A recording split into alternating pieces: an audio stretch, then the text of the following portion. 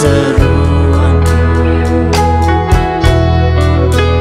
Kami tak sanggup menanggungnya. Hanya Kau Tuhanlah yang ku andalkan. Kaulah penolong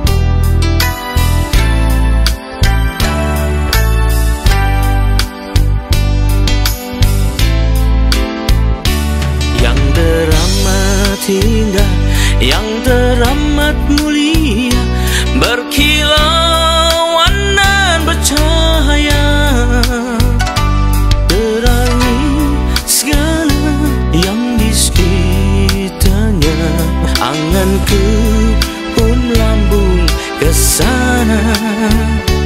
Negeri bahagia, negeri sukacita, tiada ratap tangis dan duka.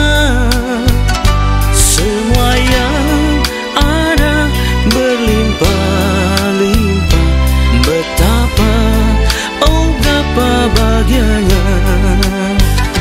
Rumahmu ya Tuhan, surga yang mulia, impian dan dambaan kita semua, tersedia bagi siapa yang setia, suci dan taat kepadanya.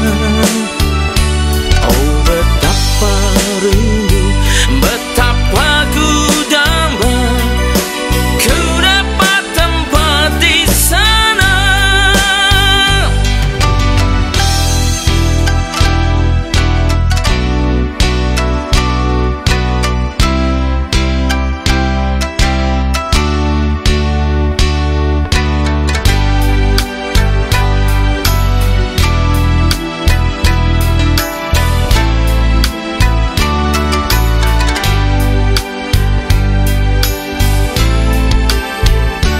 Yang teramat indah, yang teramat mulia, berkilauan dan bercahaya, terangi segala yang di sekitarnya. Anganku pun melambung ke sana. Negeri bahagia, negeri sukacita, tiada ratap tangis dan duka. Semua yang ada berlimpah-limpah, betapa, oh betapa bahagianya. Rumahmu ya Tuhan, surga yang mulia, impian dan dambaan kita semua, tersedia bagi siapa yang setia, suci dan taat kepadanya. Oh betapa rindu, betapa ku damba, ku dapat tempat di sana.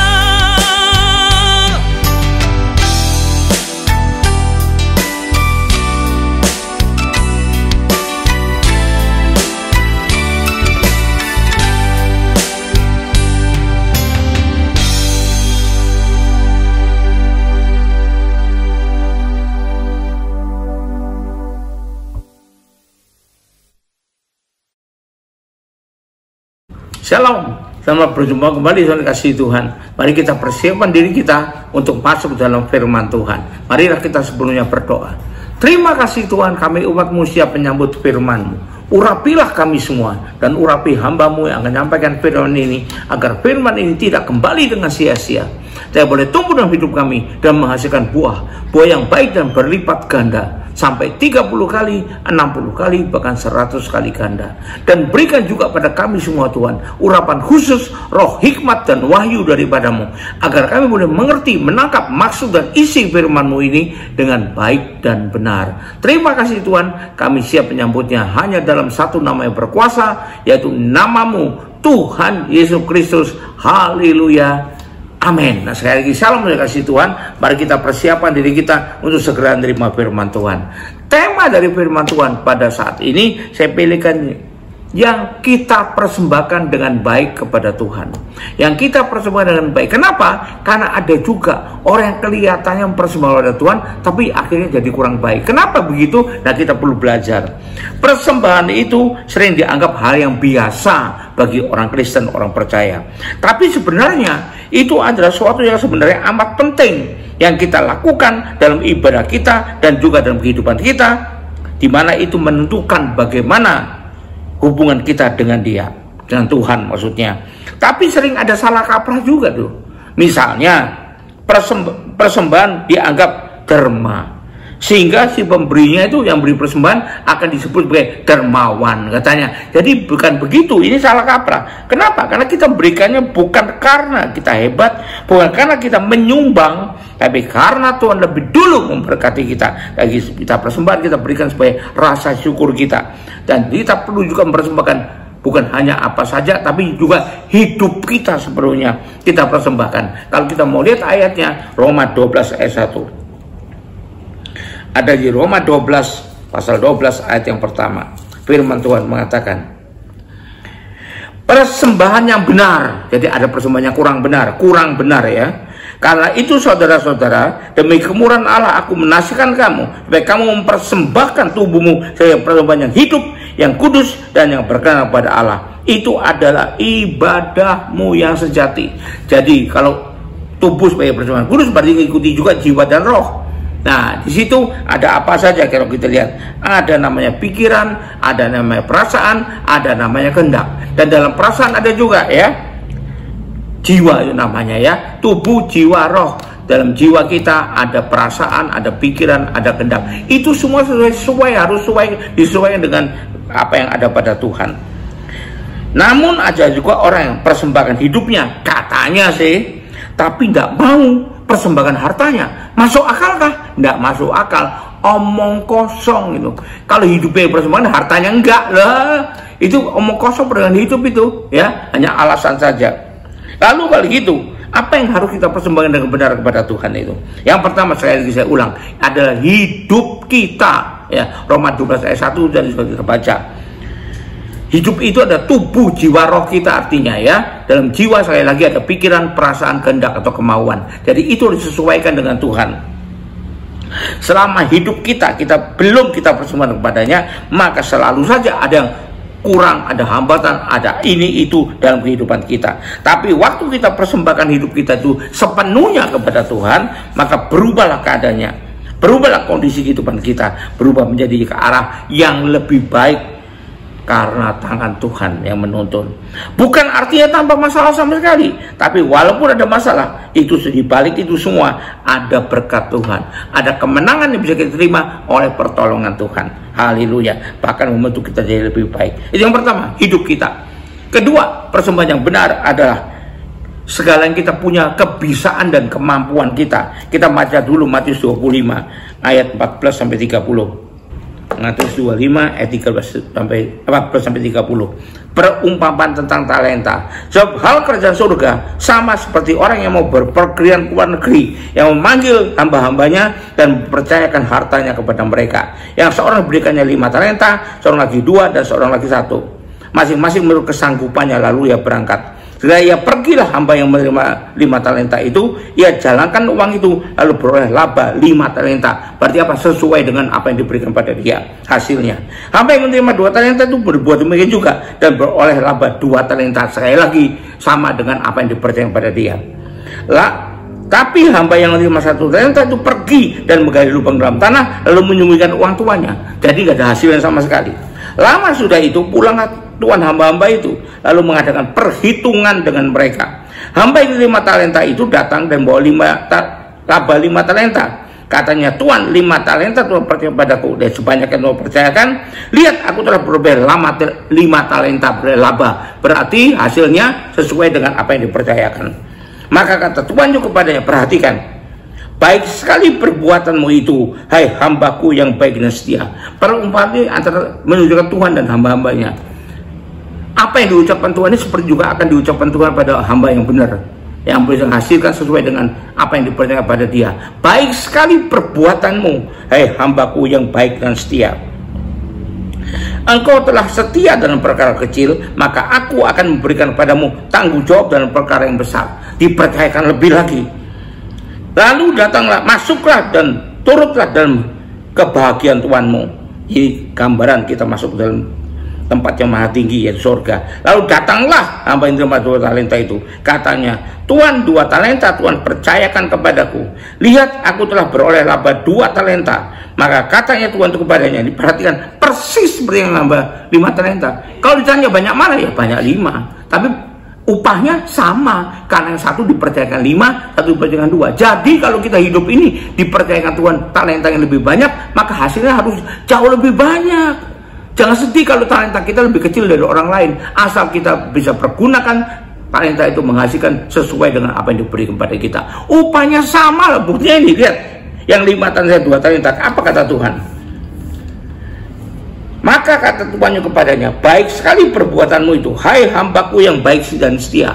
Baik sekali, disebut baik dan setia lagi. Engkau telah setia memikul tanggung jawab dengan perkara yang kecil, akan berikan padamu tanggung jawab dengan perkara yang besar. Sama persis dengan yang dapat 5 talenta, ya. Jadi intinya bukan berapa banyak hasilnya, tapi berapa banyak sesuai dengan yang dipercaya pada dia. Masuklah dan turunlah dalam kebaikan Tuhanmu. Ya, sama persis kan? Kini datanglah juga hamba yang terima 1 talenta, tidak ada hasilnya, dan berkata, Tuhan, aku tahu bahwa Tuhan adalah manusia yang kejam, yang menuai di tempat di mana Tuhan tidak menabur, dan yang memungut dari tempat di mana Tuhan tidak menanam. Karena itu aku takut dan pergi menyembunyikan talenta Tuhan dalam tanah. Ini terimalah kepunyaan Tuhan.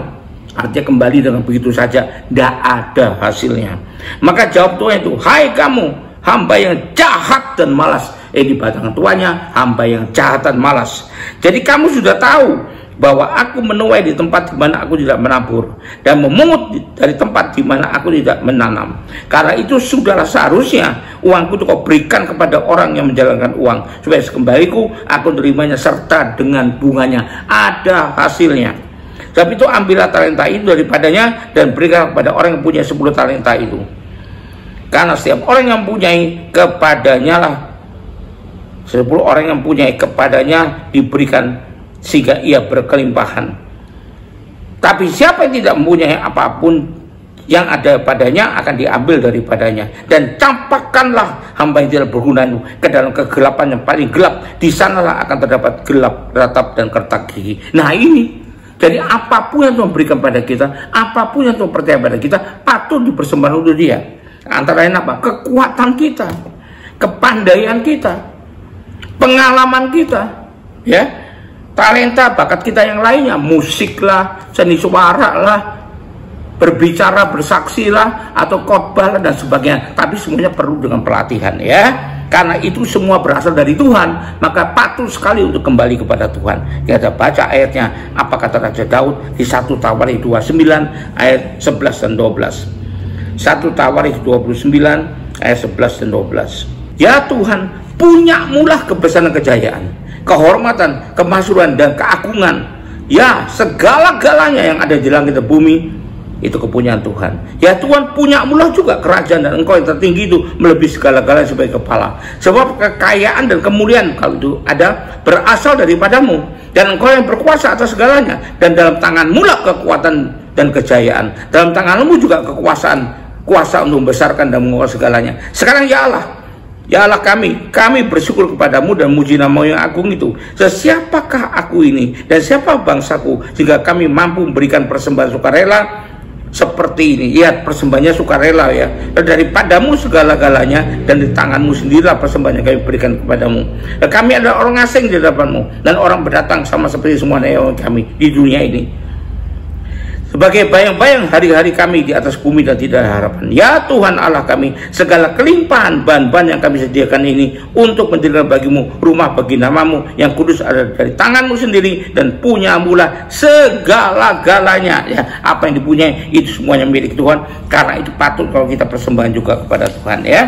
Kita baca lagi Amsal 1 ayat 7. Nah, kita perlu berhikmat dalam hal ini. Amsal 1 ayat 7 mengatakan, takut akan Tuhan ada permulaan pengetahuan. Jadi pengetahuan kita datang dari Tuhan juga. Seberapa besar pun pengetahuan yang kita punyai, syukur kalau kita punyai, tapi berikan juga kepada Tuhan, untuk kemuliaan Tuhan, untuk pekerjaan Tuhan, untuk kepentingan Tuhan, ya. Tapi orang bodoh menghina hikmat dan didikan. Baca lagi Daniel 1 ayat 17.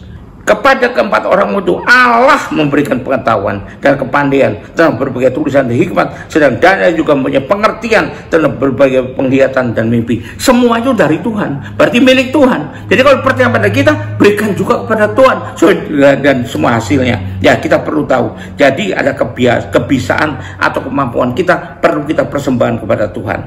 Yang berikutnya, apalagi kita persembahkan kepada Tuhan, waktu yang ada pada kita. Alkitab juga menuliskan, ya. Mari kita lihat Mazmur 1 ayat 2 dan 3. Tapi yang kesukaannya adalah Taurat Tuhan, dan yang berungan Taurat itu siang dan malam. Ya seperti pohon yang ditanam di tepi air yang menghasilkan buahnya pada waktunya, dan yang tidak layu daunnya, apa saja berbuatnya berhasil. Waktu kita perlu untuk Tuhan. Pertama dengan kita merenungi firman Tuhan. Yang kedua, kalau memang dibutuhkan untuk bantu pekerjaan Tuhan, untuk kemuliaan Tuhan, berikan waktu Anda. Jangan waktu Tuhan adalah untuk sisa-sisa saja. Kalau saya banyak kerjaan, tidak sempat saya buat Tuhan. Kalau saya nganggur, baru untuk Tuhan. Ya, itu tidak cocok, itu bukan persembahan yang baik gitu ya. Jadi yang terbaik kita berikan pada Tuhan. Saya teringat ada kesaksian seorang pengerja. Ya, dia itu bergerak di bidang asuransi bukan jiwa, tapi asuransi bangunan, pabrik-pabrik dan sebagainya. Karena di Jakarta kan dia sudah penuh, maka dia mulai mencari order ke Bandung. Katanya kalau ke Bandung, jalan kaki itu dari pagi sampai sore di Jalan Braga itu, datangi satu persatu cari proyek. Dapatnya cuma satu proyek, sehari penuh jalan sampai kaki yang mau potol katanya gitu ya. Tapi waktu dia berikutnya sadar itu, dia meluangkan diri justru pada waktu itu, waktu kerja itu, dia datang ke rumah doa, berdoa kepada Tuhan, waktunya dipersembahkan oleh Tuhan. Dan yang mengejutkan, tiba-tiba ada telepon dari Bandung, 5 proyek dibilang pada dia, lebih besar daripada yang bisa dicari sendiri. Artinya Tuhan hargai persembahan, mempersembahkan waktu ya. Jadi kita persembahan waktu kita untuk Tuhan. Karena apa? Karena semua itu berasal dari Tuhan, dan berarti milik Tuhan juga ya. Kemudian kita baca juga, artinya itu adalah kita mengutamakan Tuhan, bukan jadikan Tuhan maaf, urutan terakhir. Kalau tidak ada kerjaan lagi, baru waktu-waktu yang tersisa. Bukan, tapi mengutamakan Tuhan. Di tengah kesibukan, kita sisihkan waktu kita untuk Tuhan. Baru kita urus kesibukan yang lain. Yaitu berarti kita mengutamakan Tuhan. Karena itu perintah Tuhan. Baca di Matius 22. Tuhan perintah kita untuk mengutamakan Dia, karena kita mengasihi Dia lebih dari yang lain ya. Matius 22 ayat 34 sampai 40. Ketika orang-orang Farisi mendengar bahwa Yesus telah membuat orang-orang Saduki itu bungkam, berkumpullah mereka. Seorang dari mereka, seorang ahli Taurat, bertanya untuk mencobai Dia. Maksudnya untuk cobai Tuhan. Maksudnya bisa jawab nggak Tuhan dengan benar? Guru, hukum manakah yang terutama dalam hukum Taurat? Yang terutama loh ya. Jawab Yesus kepadanya, kasihlah Tuhan Allahmu dengan segenap hatimu, dengan segenap jiwamu, dengan segenap akal budimu, dan kitab Lukas mengatakan dengan segenap kekuatanmu dan segenap usahamu. Itulah hukum yang terutama dan yang pertama. Dan hukum yang kedua yang sama dengan itu, tingkatan yang kedua ialah kasihilah sesama manusia seperti dirimu sendiri. Pada kedua hukum inilah tergantung seluruh hukum Taurat dan kitab para nabi. Berarti Tuhan ingin kita mengutamakan Dia lebih daripada yang lain. Nah, kalau kita berani persembahkan waktu kita lebih dari di tengah kesibukan kita, itu mengutamakan Tuhan namanya. Tapi kita berikan dengan benar atau mengharapkan dapat berapa ya saya, loh itu main suipua dengan Tuhan. Melakukan terbaik buat Tuhan untuk mendapatkan sesuatu. Ingat lagu saya, bagaimana bisa menyenangkan Tuhan. Walaupun apa juga kita lakukan dalam pelayanan kita, tapi kalau tujuannya untuk kepentingan diri sendiri, untuk mendapatkan imbalan dari Tuhan, itu namanya berdagang dengan Tuhan. Hati-hati ya. Jadi kalau kita lakukan sukarela, sukacita, tidak mengharapkan imbalan, tapi karena rasa syukur kita, nah itu yang benar. Jadi itu menyukakan Tuhan, menyenangkan Tuhan. Yang terakhir, apalagi orang persembahan, tak bisa tidak harta kita juga ya. Tadi 1 Hari 29 ayat 11 sampai 12 kita sudah baca. Kata Daud di tengah kekurangannya dia persembahkan hartanya dari kasihnya sendiri, kantongnya sendiri juga untuk menyumbang bait Allah. Tuhan berkenan bila persembahan itu adalah dengan tulus. Apa arti dengan tulus? Tidak mengharapkan imbalan. Kali ditegaskan lagi dengan sukarela, gak ada yang maksa, gak ada yang iming-iming, dan dengan sukacita, bukan dengan menangis. Ada juga orang-orang mengatakan kalau kita persembahkan sebanyak mungkin sampai sakit buat kita, sampai nangis kita, Tuhan bersukacita. Loh, kalau Tuhan bersukacita kalau kita menangis karena merasa menderita, itu namanya kan Tuhan menganut sadisme. Kalau gitu, Tuhan kita Tuhan penuh kasih, bukan menganut sadisme. Jadi saya tidak percaya kalau kita berikan dengan berat hati, wah sampai aduh saya harus kau berikan ini loh. Itu nggak rela namanya, nggak sukacita.